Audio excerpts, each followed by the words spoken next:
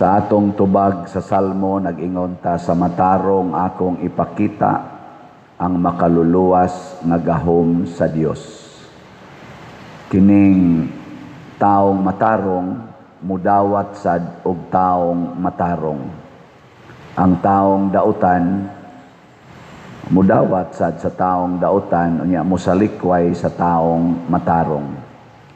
Lingay mong tupad, ing kinsay dawato nimo, ang buangon o ang matarong. Si Jesus, taong matarong.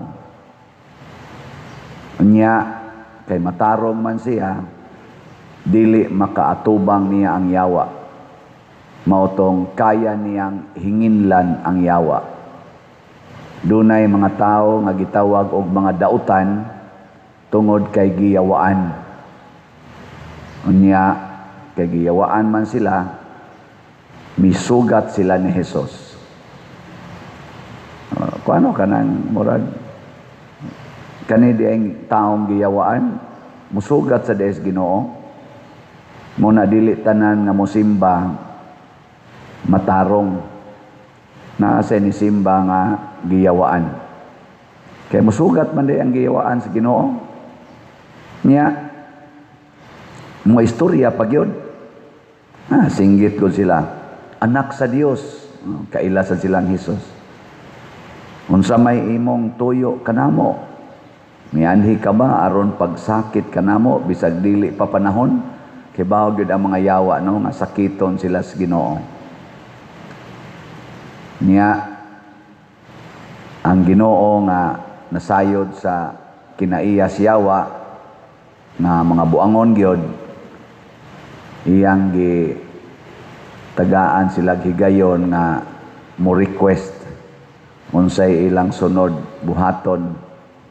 Unsa may gibuhat si yawa, siya imo man gid ming papahawaon aning duha ka tawo, patabuka laming adto pabalhina mi ana mga baboy. Kani sa dayang yawa no, kun musod sila nato, mananghid sa tingali nas Ginoo, kay bisan gani ni sud sila sa baboy, nananghid mas Ginoo. Nya gitugutan sa Ginoo, isa sige, panulod mo dito. Nya ni sud dayon ang yawa og ilang gi dala ang mga baboy nga tumuambak sa linaw og namatay. Mga baboy. Nahibaw na ba si Jesus nga mao toy mahitabo sa mga baboy? Nahibaw na siya. Nganong iya mang gitugot nga mamatay ang baboy aron maluwas ang duha ka mga giyawaan nga tao. Importante kay sa Ginoo ang tao kaysa hayop. Importante kay sa Ginoo ang tao kaysa butang niining kalibutan. Lingian sa imong tupad, ingnahamay importante nimo ang tao o ang imong balay. Na usahay ra ba kasab-an nimo ang tao tungod sa imong balay, labi nag maghugaw-hugaw, hapak yun. Ana, dako jud value ang tao kaysa butang o sa hayop. Diri sa unang pagbasa, ang mga taong nahigugmas mga gitawag ana mga Dios-Dios, nahigugmas kwarta, nahigugmas ilang mga bahandi o ilang mga kabtangan, gikasilagan sa Ginoo. Nang diri niingon gyud ang Ginoo diri nga paningkamot kamo pagbuhat og matarong dili sa dautan aron mabuhi kamo. Yan ingon pa yung Ginoo, gidumtan ko ang inyong mga pista. Hapit na ba itong pista da? Piligro ka ini. Gidumtan ko ang inyong mga pista. Nganong gidumtan mas Ginoo ang mga pista? Kaya usahay manggod san magpista ta, santos atong gipistahan, pero ang kalihukan may pagkayawanon. Sama anang magkalingawan o niya ang kalingawan kanang hapit na lang maghubo ng kuntis-kuntiso na mga gwapa-gwapa niya suluban anang naanggagmay na lang igtabon. Nambot na lipay bakang Ginoo na. Lipay wa Wasan mo ni apela na mo pakpak ra ba sa mausahay. Hasta pari adto pas taliwa pa dir usa kas mga judges.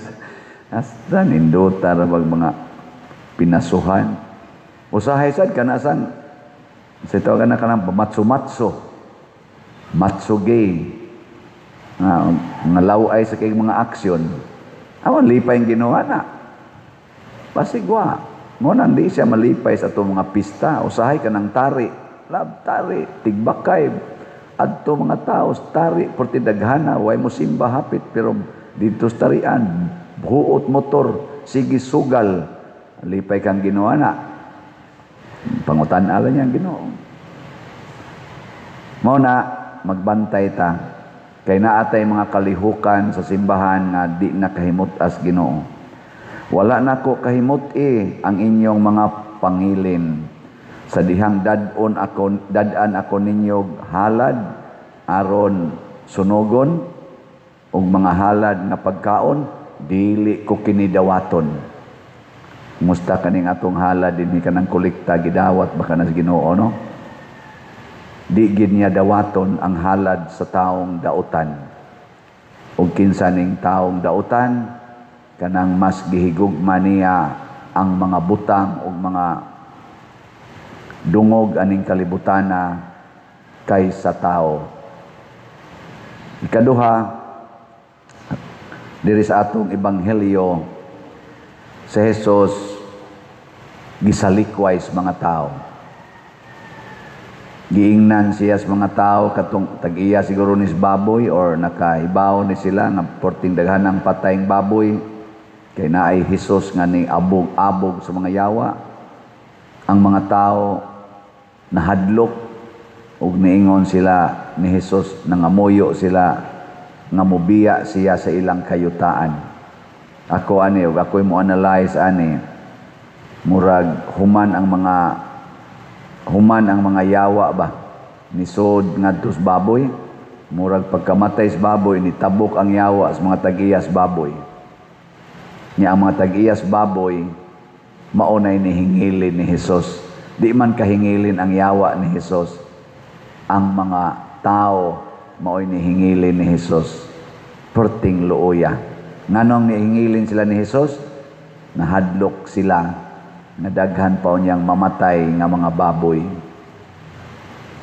Kamo, unsa may inyong palabihon nga mamatay ang inyong mga baboy o ang inyong mga iro, inyong mga iring, inyong mga kaning hiniktan, o niya mabuhi ang inyong silingan? Hay may inyong palabihon ana. Nanglitan inyong silingan nangawat sa inyong hiniktan o nangawat sa inyong baboy nga nasakpan nimo unsa man, imong ipapriso ang kawatan o imong ihatag ang baboy magikawat. Usahay ra ba kulatahon maayo kulatahon ana ningon ra bas Kristo, kung dunay mukawat sa inyong butang ayaw na kinigbawian. Hasta ninduta ng pagkasultiha ngano man. Importante lagi ang tao kaysa butang. Hasta gani ang atong kaugalingon, di naman gani himuong importante ni Jesus basta ang imo ng silingan ang nanginahanglan. Munang niingon siya, kung tamparoson imong pikas aping, ipatamparos lang sang pikas. Ayaw yung baos. Nya kung ang imong silingan manghulam nimo, ayaw na pangayo og bayad. Pagkanindota na. Una-huna ako no ninyo og makaya ba na? Makaya dili.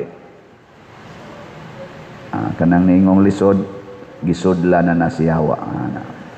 Unya, ang ato mga politicians, yun ahuna ako no kon ilang sundon si Jesus, nga di na gid sila maghuna-huna silang kaugalingon, ang ilang huna-hunaon ang katawhan yun nga Pilipinhon.